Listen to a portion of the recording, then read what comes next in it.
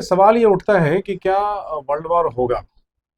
मुझे नहीं लगता इन चमगादड़ों की हिम्मत नहीं है वर्ल्ड वॉर करने की, क्योंकि 1915 से लेके 1920 और उसके बाद फिर 1935 के बाद लगभग आई थिंक 36-37 से जो लड़ाइयाँ शुरू हुई हैं, मतलब वर्ल्ड वॉर जो शुरू हुई है, और उसके बाद कोल्ड वॉर का सिलसिला।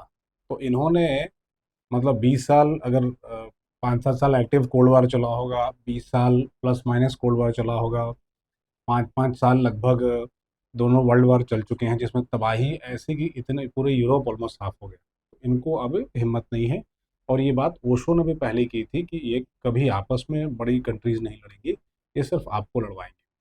ईरान जो है, अब एक कोल्ड वॉर का नया फेज शुरू होगा, एक प्रॉक्सी वॉर का नया फेज शुरू होगा। और उसमें देख लीजिए, मैंने कुछ डेटा पॉइंट्स भी कलेक्ट किए हैं। एक तो ऐसा है कि चाइना बहुत डिपेंडेंट है, क्योंकि इनका काफ़ी सारा ऑयल जो है वहाँ से आता है। मेजर कंट्रीज हैं कोई कौन सी, एक वेनेजुला है, एक ईरान है, मिडल ईस्ट में थोड़ा बहुत सऊदी तो है ही, बट ईरान इनका एक मेजर पार्टनर है, रशिया है, और फिर नाइजीरिया वगैरह से जो आता हो। बट यही गिन चुना के कुछ जो हैं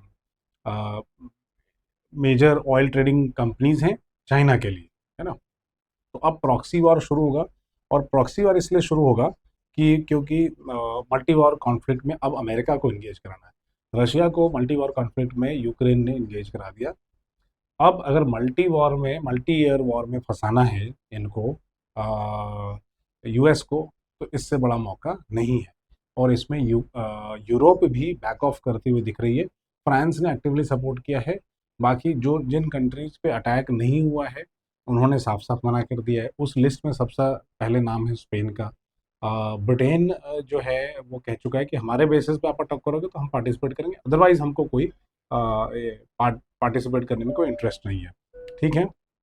और चाइनीज कंपनीज कैसे को लड़ रही है, ये जो प्रॉक्सी वॉर है इसको लड़ रहे हैं चाइनीज वाले।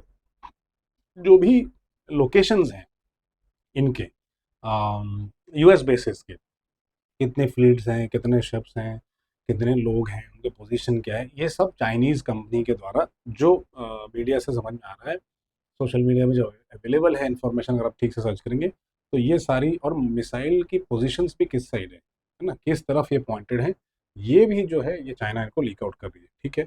गल्फ स्टेट जैसे कि यूएई और जो अदर कंट्रीज हैं जैसे कि बहरीन है, उनको लग रहा है कि यूएस ने हमको ऑलरेडी अबैंडन कर दिया है, जबकि इमीडिएटली ख़त्म होना चाहिए। बट ये ख़त्म नहीं हो रहा है। अभी ये चौथे दिन से ऊपर, मतलब पाँचवें छठे दिन की वॉर है। और आपको पता है, मैंने कई बार बोला है कि एक वीक के बाद जो है ना, ये कॉम्प्लेक्स हो जाता है। ठीक है। सो इनको ऐसा लग रहा है मिडिल ईस्टर्न कंट्रीज को कि ये अमेरिका हमें उलझाता जा रहा है, और they are not doing us enough, और बिना हमसे कंसल्ट किए कई बार अटैक कर देता है। अब इसमें खबरें ऐसे उठ रही हैं कि सऊदी ने फोर्स किया। अच्छा, ये बात कौन फैलाता है मार्केट में? ये सब जो फोर्स करेगा वो तो नहीं फैलाएगा, जो नहीं फोर्स करेगा या जो ट्रैप हो जाएगा वही ये सब इन्फॉर्मेशन रिलीज करेगा। तो इन्फॉर्मेशन ऐसी आई कि सऊदी ने प्रेशर बनाया अमेरिका के ऊपर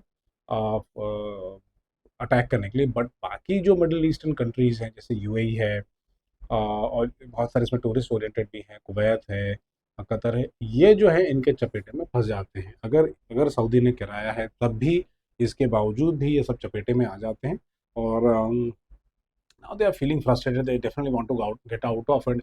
इनफैक्ट कल आप देखेंगे तो यूएई के जो प्रेसिडेंट और किंग हैं, उन्होंने कल दुबई मॉल में विजिट किया। दुबई के जो प्रेसिडेंट और किंग हैं वो यूएई के नहीं, उन्होंने कल विजिट किया, ये दिखाने के लिए कि सब नॉर्मल है। तो इतना बड़ा रिस्क उन्होंने मॉल में जाके लिया। तो इनको समझ में आया कि अगर मैं खुद इंटरवीन नहीं करूंगा, तो ये सारा जो माहौल दुबई को पिछले 30 सालों में बिल्ड किया है, 1970s के बाद जब वो सैंड सैंड के गलियारे से चमकते गोल्डन गलियारे में कन्वर्ट किया, तो ये सारा खराब हो जाएगा इनकी बेवकूफ़ी के कारण।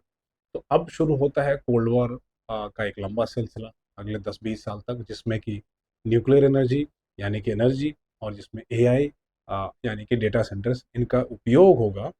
ट्रंप का हारना तय है। डर ये भी है कि कहीं ट्रंप एलिमिनेट ना हो जाए, असैसिनेट ना हो जाए, क्योंकि ये तो समझ में आ गया है कि अच्छे से डीप स्टेट ने और इल्यूमिनाटी ने इनको यूज़ कर लिया है। और ये सीधा सीधा जैसा समझ में आ रहा है, जैसे अफवाहें फैल रही हैं कि ये एक एप्स्टीन फाइल्स को से नज़र भटकाने के लिए है। तो ये ऐसी घटना जो है क्लिंटन साहब के टाइम पे भी हुई थी, है ना? ऐसे ही जब स्कैंडल्स जब फैलते हैं, तो इसमें पॉलिटिशियन पावर की ओर भागता है और कई बार खुद यूज़ हो जाता है। तो ये जो है हमें समझना पड़ेगा कि अब क्या हो सकता है। ट्रम्प अब और भी जो है डेस्परेट फील करेंगे क्योंकि इंटेंडेड इफेक्ट्स आ नहीं रहे हैं और वर्ल्ड ओवर इनकी जो अटेम्प्ट है क्वेश्चन होती जा रही है। पहली बार क्वेश्चन हुई वेनेजुला के पास, अब हुई ईरान के ऊपर। और जस्टिफाई करने के लिए इनके पास गिन चुना के एक दो मेंबर्स हैं, पॉलिटिशियंस हैं और उसमें मार्क रूबियो हैं जो आगे आते हैं और खुद चपेटे में फंस जाते हैं। तो ये क्लियर कट हो गया कि अब यहाँ से प्रॉक्सी वॉर शुरू होता है क्योंकि अब चाइना और रशिया जो है दूसरी बार इनको मौका दे चुका है। तो मुझे नहीं लगता है कि इतनी जल्दी चीज़ें सुलझने वाली हैं, वक्त लगेगा और कोल्ड वॉर का नया फेज शुरू होता है यहाँ से। आइए देखते हैं, बने रहते और एनालाइज करते साथ में मिल